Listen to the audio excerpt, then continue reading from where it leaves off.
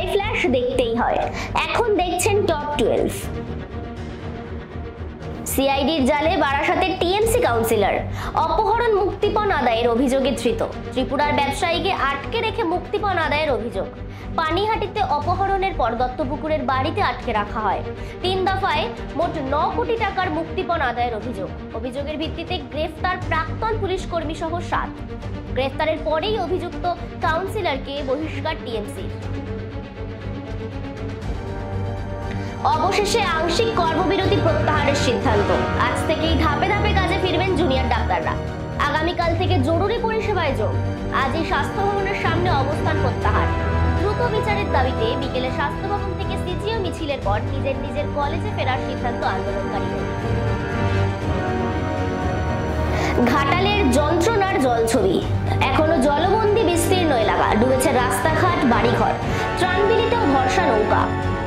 দুর্গত এলাকার ত্রাণবিলি জেলা শাসকের। ঝাড়খণ্ডের জলে বানভাসী পশ্চিমবঙ্গ।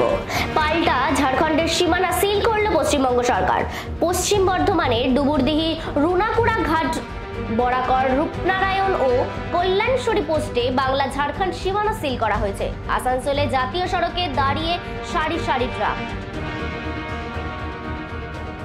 অডিও কাণ্ডে জামিন সিপিএম যুবনেতা কলতান দাশগুপ্ত।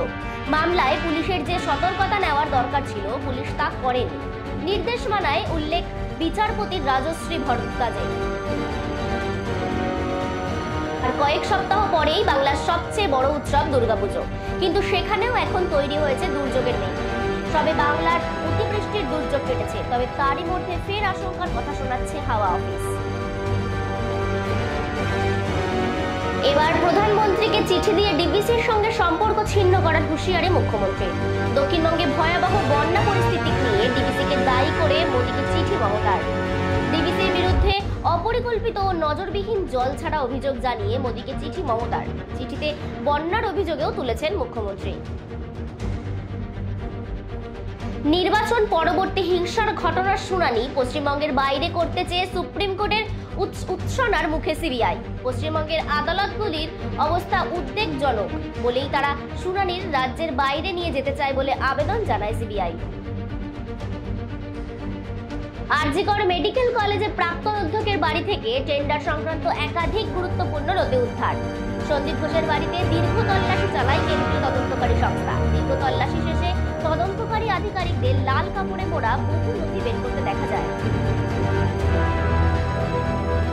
গতকাল ম্যারাথন জিজ্ঞাসাবাদের পর আজ ফের সিজিওতে তলব সুদীপ্ত রায়ের পরিবারকে।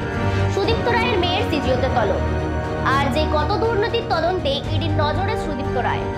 গতকাল সিজিওতে ডেকে 8 ঘন্টা জিজ্ঞাসাবাদ করা হয়েছিল তৃণমূল বিধায়ককে। ভারতের বিরুদ্ধে প্রথম টেস্টে ব্যাটিং বিপর্যয়ের মুখে পড়ল বাংলাদেশ। ভারতের প্রথম ইনিংসে 376 রানের জবাবে বাংলাদেশের প্রথম ইনিংসে সমাপ্ত হলো 149 রানে। ভারতীয় বোলারদের দাপটে দ্বিতীয় দিনে চিপকে কোণঠাসা পদ্মপাড়ের দল। প্লাবিত এলাকায় গিয়ে বিক্ষোভের মুখে পড়লেন বিজেপি বিধায়ক। ডিবিসির ছাড়া জলে প্লাবিত বাঁকুড়ার সোনামুখীর বিস্তীর্ণ এলাকা। পান্ডেপাড়ায় যেতেই স্থানীয়দের বিক্ষোভের মুখে পড়েন বিজেপি বিধায়ক দিবাকর ঘরামি। আগে আসেননি কেন বলে প্রশ্ন তোলেন স্থানীয়রা, জানিয়ে শুরু হয়েছে রাজনৈতিক চর্চা।